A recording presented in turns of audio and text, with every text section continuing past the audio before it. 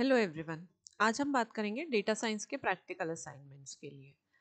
Class 12th first जो है data collection and conditions on data. तो prepare a spreadsheet for 25 students with their names marks in 5 subjects. यहाँ हम students को ये सिखा रहे हैं कि how to collect the data, मतलब किस तरह का डेटा टाइप होगा और किस तरह से आप डेटा की एंट्री करेंगे।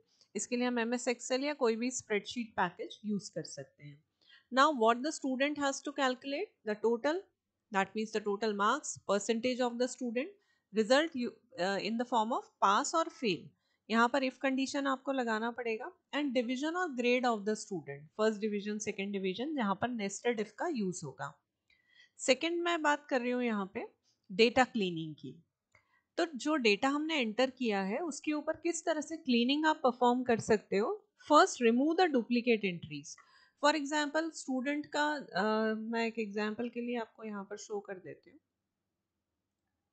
लेट अस सपोज कोई रोल नंबर या नेम रिपीट हो रहा है तो वो डुप्लीकेट एंट्री होगी, मार्क्स नहीं। मार्क्स तो रिपीट हो सकते हैं, तो this thing should be clear to the student कि कौन सी एंट्री रिपीट नहीं होनी चाहिए।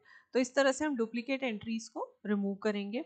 After that remove the outliers. Outliers का मतलब ये होगा कि यहाँ पर आपने जो आउटलायर है, लेट अस सपोज ये 50 मार्क्स का एग्जाम हो रहा है, अब ये आउटलायर है 56 आ रहा है यहाँ पे। तो 56 मतलब क्या हो गया, this is the incorrect data या आउटलायर है, क्योंकि रेंज जो है वो 0 to 50 है। तो इस तरह के आउटलायर्स को हमें फाइंड आउट करना है एंड रिमूव करना है। Handle the missing data. अगर कहीं पर डेटा एंट्री नहीं की हुई है तो उसको आप क्या करना है, हैंडल करना है। मतलब वहाँ नल आएगा, जीरो आएगा, किस तरह से वैल्यू आएगी, that you should have to handle. Then use filters in the data. For example यहाँ पर हम चाह रहे हैं कि मुझे उन्हीं स्टूडेंट्स का नाम दिया जाए जो पास हो चुके हैं, मतलब ये फेल वाला नहीं आना चाहिए, या जिनके से फर्स्ट डिवीजन है। तो फिल्टरिंग कैसे होती है, that also you can do here. Third, graphical representation बहुत इंपॉर्टेंट है। लाइन चार्ट या बार ग्राफ कैसे बनता है, आप कोई भी डेटा ले सकते हैं, इसमें एग्जाम्पल्स हम और भी ले सकते हैं। तो यहाँ तक तो हम जनरल एंट्री करते हैं। अलग अलग सोर्सेस से डेटा कैसे कलेक्ट किया जाता है, जैसे मान लीजिए कि ओपन डेटा सोर्स से आपने कोई डेटा डाउनलोड किया है, तो that is may be in the CSV file और टेक्स्ट फाइल, तो उसको हम कैसे कन्वर्ट करते हैं स्प्रेडशीट में, that also is an assignment for the student. Next regression है। रिग्रेशन का एक तो हम जनरल एग्जाम्पल स्टूडेंट से करवाना चाहते हैं, जो आपका लाइन इक्वेशन है y equal to mx plus b. तो m कैलकुलेट करना है, b कैलकुलेट करना है। इसमें एक एग्जाम्पल हमने कवर किया है जिसमें पिज़्ज़ा है और पिज़्ज़ा के डायमीटर है 8 इंच, 10 इंच एंड 12 इंच। ये उनकी प्राइस है इन डॉलर्स। कैलकुलेशन कर दिया, b का वैल्यू निकलवा दिया, m का वैल्यू स्टूडेंट से आपने कहा कि कैलकुलेट कर लें। अब यूजिंग दिस फॉर्मूला, जैसे ही मैं यहाँ पे जो है इंचेस एंटर करूँ, ऑटोमेटिकली प्राइस आ जानी चाहिए। जैसे अगर मैंने कहा कि डायमीटर 20 इंच है तो कितना प्राइस होगा, वो ऑटोमेटिकली ये जनरेट करे। ये हम मैन्युअली कर रहे हैं। वैसे एक्सेल के अंदर रिग्रेशन के लिए डायरेक्ट फॉर्मूलेज भी हैं, बट अभी हम चाह रहे हैं कि स्टूडेंट्स इस चीज़ को मैन्युअली करें। इसी के लिए एक एग्जाम्पल बुक में भी दे रखा है कि हाइट और फोर आर्म के बीच में कोरिलेशन पहले निकालेंगे। तो कोरिलेशन मतलब अगर आपको फोर आर्म की लेंथ पता है तो हाइट उसमें कैसे कोरिलेट हो रही है, उसके लिए आप स्कैटर चार्ट, लाइन चार्ट बना सकते हैं।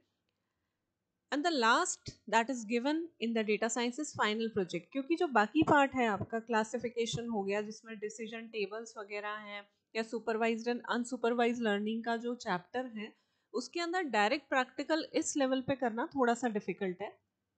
तो यहाँ पर हम इन्हीं जनरल टॉपिक्स पे यू कैन से प्रैक्टिकल से असाइनमेंट कवर करवाएंगे।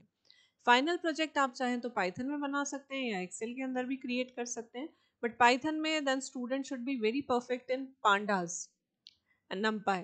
क्योंकि डेटा पे काम करना है तो पांडास और नमपाई का जो है वो नॉलेज होना बहुत ज़रूरी है। इसके इन्होंने 12 मॉड्यूल दिए हैं प्रोजेक्ट के लिए, जो बुक में अवेलेबल हैं।